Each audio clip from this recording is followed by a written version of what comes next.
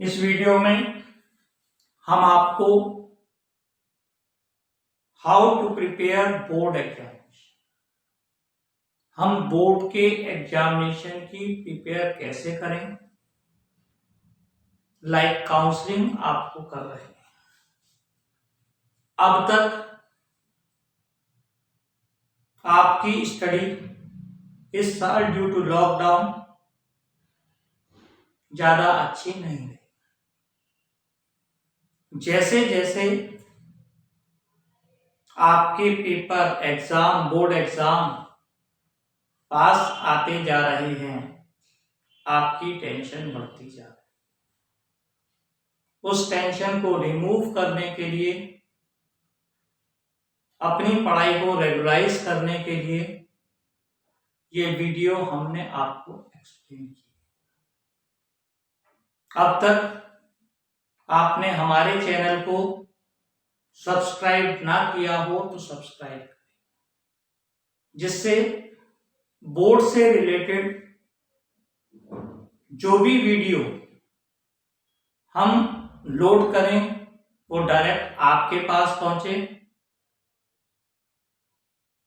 जिससे आपको direct clear हो सके। इसके बाद दूसरा पॉइंट, क्योंकि अब तक जो हमने वीडियो लोड की उसमें आपको चैप्टर की समरी और चैप्टर के question point of way explain किए।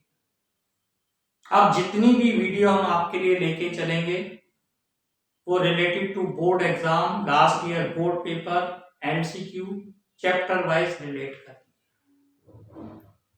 सबसे पहले आपको एक टेंशन फ्री होना चाहिए कि अभी आप ध्यान से अपने को मैनेज करके चलेंगे तो आपके पास बहुत टाइम है पढ़ने के लिए।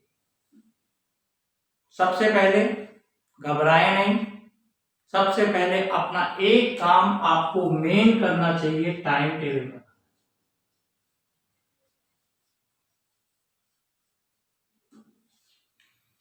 टाइम टेबल में सबसे पहले बनाते टाइम ये ध्यान रखना चाहिए, हमारी कॉमर्स साइड में दो टाइप स्टूडेंट होते हैं, with math, commerce with math और विदाउट मैथ। टाइम टेबल बनाते टाइम ये ध्यान रखें कि मेरे पास क्या क्या सब्जेक्ट है। जनरली मैथ होता ही होता है, मैथ कंपलसरी नहीं है।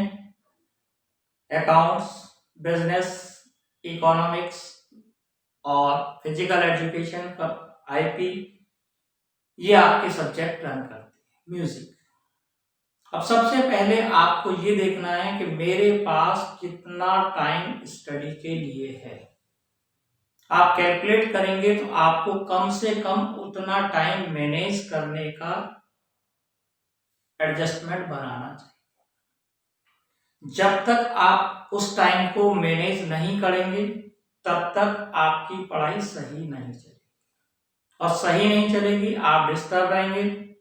जैसे जैसे अभी आप जनरली स्कूलों में हाफ ईयरली हुए, पी बोर्ड हुए, उस पी बोर्ड के प्रेशर से निकले।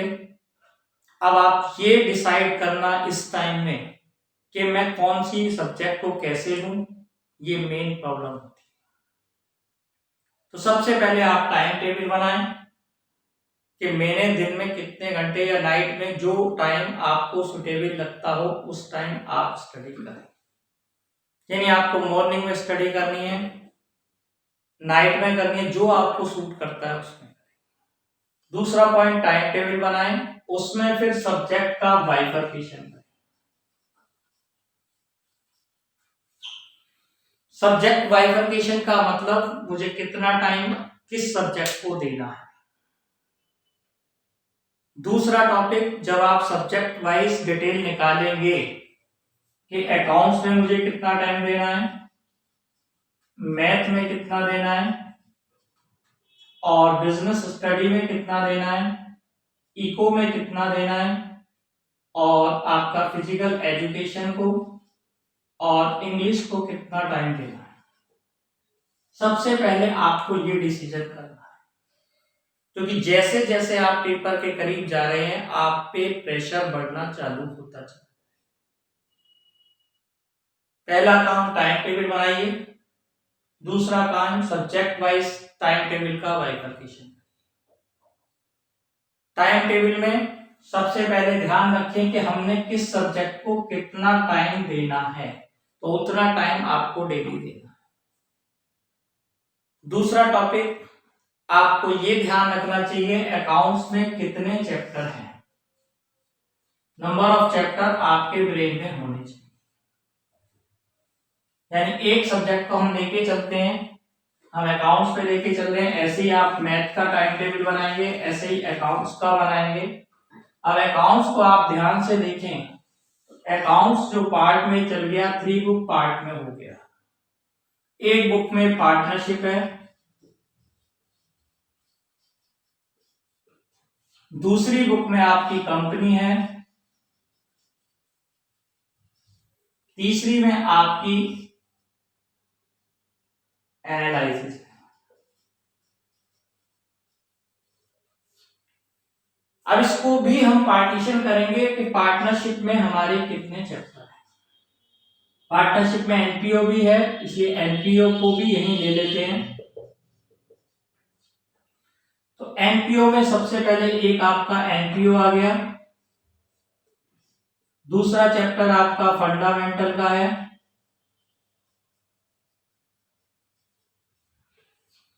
तीसरा चैप्टर आपका गुडविल का है,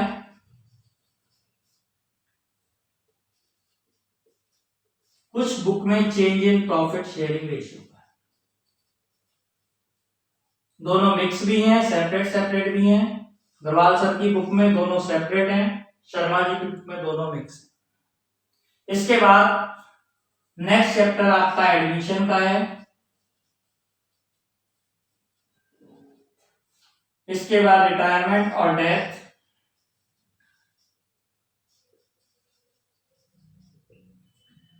इसके बाद आपका डिसोल्यूशन।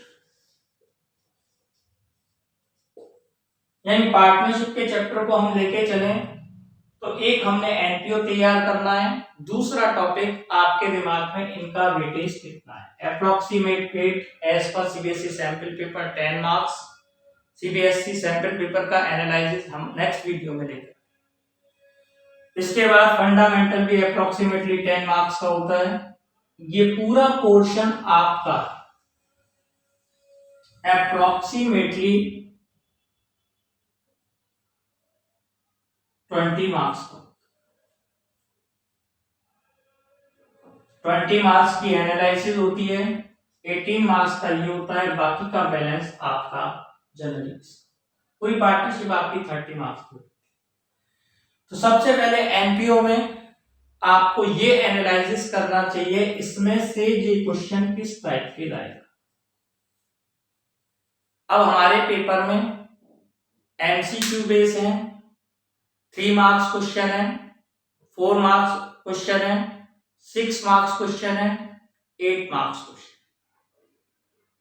तो आपको सबसे पहले अब ये डिसीजन करना है इसमें से मेरा कौन सा चैप्टर वीक है। हर चैप्टर कंपनी में भी एनालिसिस है, कोई भी टॉपिक इग्नोर ना करें। आप बोर्ड का एग्जाम दे रहे हैं, बोर्ड के एग्जाम में हर चीज वैल्यूएबल होती है, क्योंकि 1 मार्क्स 2 मार्क्स आपको 100 to 100 में पहुंचा सकता है। अगर आप चाहते हैं कि हम 100 to 100 लें तो उसके लिए बेटा एक भी पॉइंट आपका ऐसा नहीं होना चाहिए जिस पे आपने वर्क ना किया। तो अब हम सिर्फ हाउ टू प्रिपेयर पे वर्क कर रहे हैं।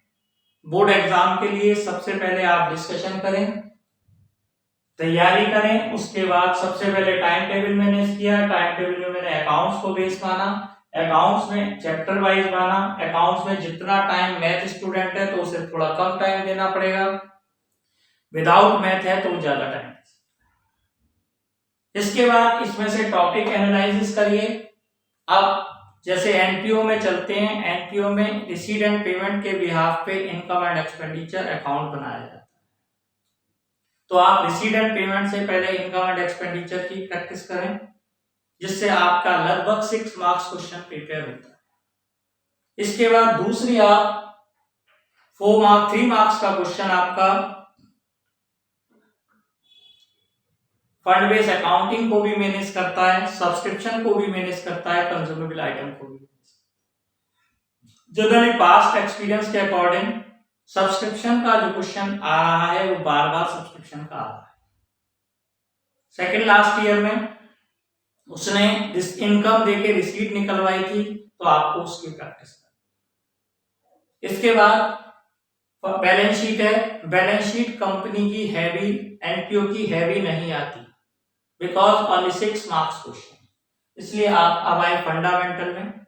फंडामेंटल में लगभग बच्चा वीक रहता है, क्यों? ये मार्क्स 10 मार्क्स लेके चलते हैं। जनरली 6 मार्क्स का एक क्वेश्चन होता है, 3 मार्क्स का एक होता है, 1 मार्क्स का एक होता है। इसी वर्जन को चेंज करके सैंपल पेपर में 4 के 2 प्लस 2 मार्क्स के 1 मार्क्स, ऐसे भी हो सकता है। तो उस कंडीशन में आपका क्वेश्चन जनरली आप ध्यान से देखेंगे, 1 मार्क्स क्वेश्चन में अंडरस्टैंडिंग बेस में पार्टनरशिप डीड से रिलेटेड क्वेश्चन लाएगा, तो उसको तैयार। 6 मार्क्स में फुल क्वेश्चन होता है P&L एप्लीकेशन का विद जर्नल एंट्री तैयार करें। इसके बाद आपका फंडामेंटल में ही पास्ट एडजस्टमेंट का है, इसमें 3 और 4 मार्क्स का क्वेश्चन पेपर रिलेट करता है, उसको तैयार। गुडविल में प्रॉफिट पे गुडविल कैलकुलेशन करने के लिए आपसे गुडविल में वैल्यूएशन मेथड पूछता है, लेकिन ये क्वेश्चन लगभग 3 साल और 4 साल के गैप पे आता है, तो लगभग 2-3 साल से क्वेश्चन नहीं है, तो ये भी एक पार्ट बन के चलता है। इसके बाद एडमिशन में journal entry, ledger, revaluation account, capital account बनवाता है, उसके बाद बैलेंस शीट बनवाता है।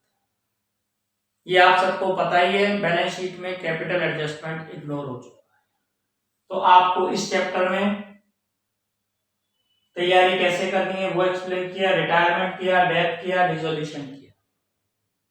तो आपको सबसे पहले फंडामेंटल में या एनपीओ में या पार्टनरशिप में ये डिसाइड करना है कि मैं कौन सा चैप्टर पहले करूं। कोई हार्ड क्वेश्चन पे भागने की जरूरत नहीं है। बच्चा क्या सोचता है कि मैं हार्ड क्वेश्चनों को कर लूंगा तो सारी परफेक्शन आ जाएगी। अभी आप सेकंड राउंड में हैं, परेशान ना हो, टाइम बनाएं कि मुझे 3 दिन के अंदर ये चैप्टर तैयार करना है, 3 दिन के अंदर ये तैयार करना है। फिर भी आपको कोई प्रॉब्लम लगती है, व्हाट्सएप नंबर हम डिस्क्रिप्शन में देते ही देते हैं, उससे आप हमसे कॉल कर सकते हैं या व्हाट्सएप दे सकते हैं। कोई भी क्वेरी आपकी बनती है तो आप भेज सकते हैं। इसके बाद गुडविल में कौन सा मेथड है, पहले आप दिमाग लगाइए, उसके बाद उसे कैलकुलेट। क्वेश्चन करते टाइम एग्जाम्पलों को सीन ना करें। एग्जाम्पलों को सीन करने से आपको क्वेश्चन तो समझ में आ जाते हैं, लेकिन परमानेंट आपके पास नहीं।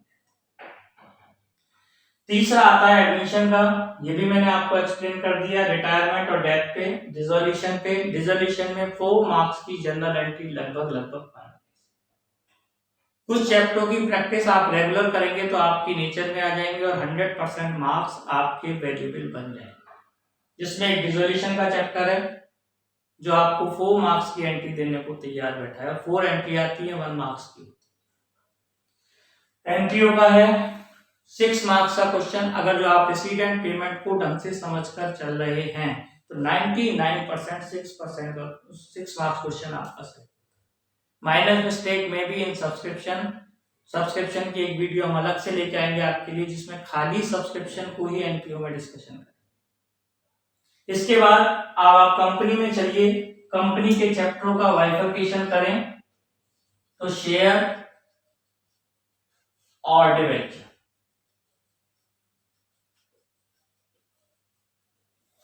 शेयर और डिवेंचर को आप ध्यान से देखें। जनरली बच्चे को शेयर में एंट्री तो रन होती हैं, लेकिन उसकी अमाउंट नहीं आती। शेयर के चैप्टर को करने के लिए स्टेप बाय स्टेप चलें। एक क्वेश्चन आपका शेयर का 8 मार्क्स का आता है, 100% आता ही आता है, इसलिए उसको सॉल्व करने के लिए डेली रेगुलराइज एक क्वेश्चन शेयर का करें, एक क्वेश्चन रिजोल्यूशन का करें। ये आपकी प्रैक्टिस करनी चाहिए।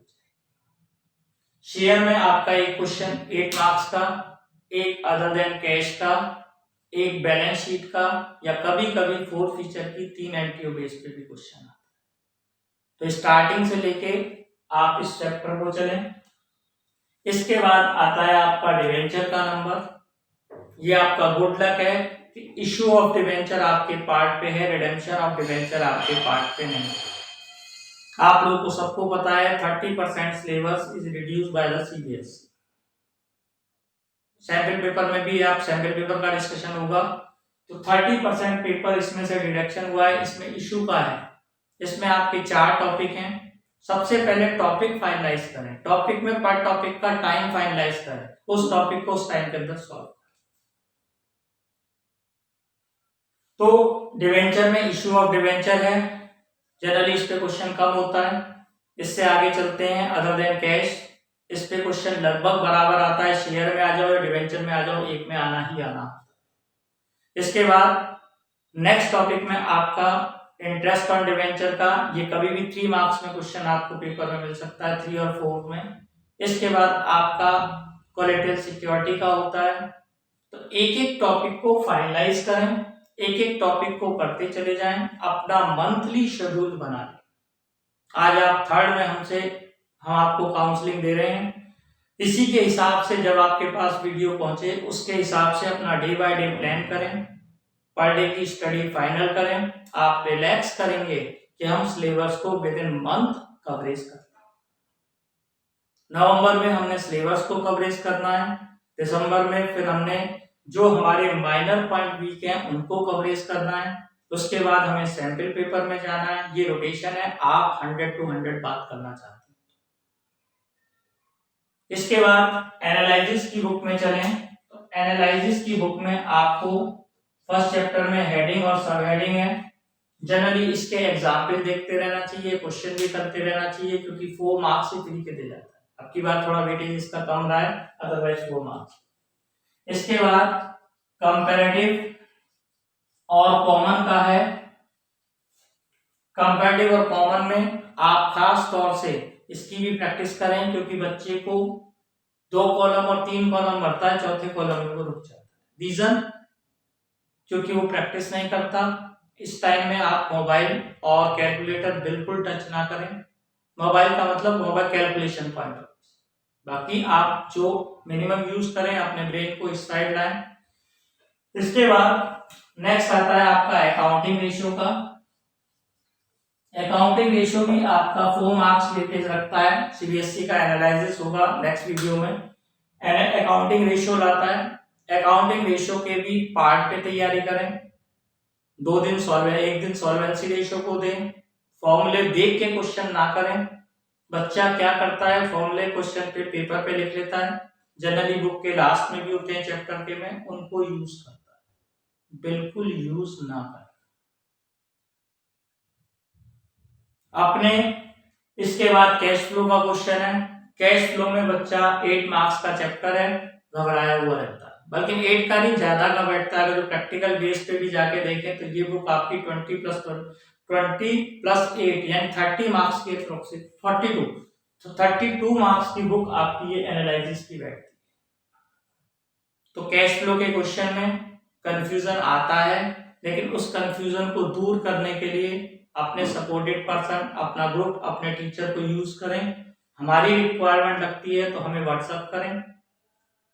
इसके बाद कैश फ्लो के क्वेश्चन में एक एक क्वेश्चन से प्रैक्टिस करें। जनरली वही 6 मार्क्स का क्वेश्चन होता है, ज्यादा हैवी क्वेश्चन आपका नहीं होता है, और अगर जो हैवी है तो ऑपरेटिंग खाली पूछता है। अकाउंट बनवाता है तो आपको खास तौर से अकाउंट बनाने चाहिए। इस वीडियो में मैंने आपको फर्स्ट पॉइंट एक्सप्लेन किया कि आप घबराए नहीं, तैयारी करें। घबराएंगे तो और आपकी पढ़ाई वीक होगी, और अगर आप ढंग से चलेंगे तो आपका syllabus with in time complete हो जाएगा। जब भी आपको वीडियो मिलती है उसी से ही अपना आप टाइम टेबल मैनेज करें। उस टाइम टेबल को मैनेज करने में हम लोगों की कोई हेल्प चाहिए, उसके लिए हम व्हाट्सएप पे तैयार हैं। ये टाइम टेबल बनाइए, फिर उसके बाद चैप्टरों का डिसीजन करिए। चैप्टर जो हार्ड है उन्हें पहले लगाइए, बाद के लिए नहीं छोड़िए। बच्चा क्या करता है, जो चैप्टर आता है उसको पहले करता है, लेकिन जो नहीं आते उन्हें बाद में करता है। इसलिए आपसे रिक्वेस्ट है, हार्ड चैप्टर पकड़िए, हार्ड चैप्टर में से टॉपिक पकड़िए। टॉपिक में अगर जो आपको वो टॉपिक क्लियर नहीं हो रहा है तो वीडियो सुनिए। जिस वीडियो में हमारी सुनिए, नहीं समझ में आ रहा दूसरे की सुनिए, हमें लिख के भेजिए कि सर आपने ये पॉइंट एक्सप्लेन किया, ये क्लियर नहीं है। फिर हम उसकी वीडियो और नहीं आपके लिए नहीं लेके आए, कोशिश करेंगे जो प्रॉब्लम आपको रेज है उसको एक्सप्लेन करें। इसके बाद हर टॉपिक वाइज डिस्कशन करें। जब आप इस वर्क को कर लेंगे आप एक रिलैक्स महसूस करेंगे और सब्जेक्ट आपके कमांड में आएगा। जब सब्जेक्ट कमांड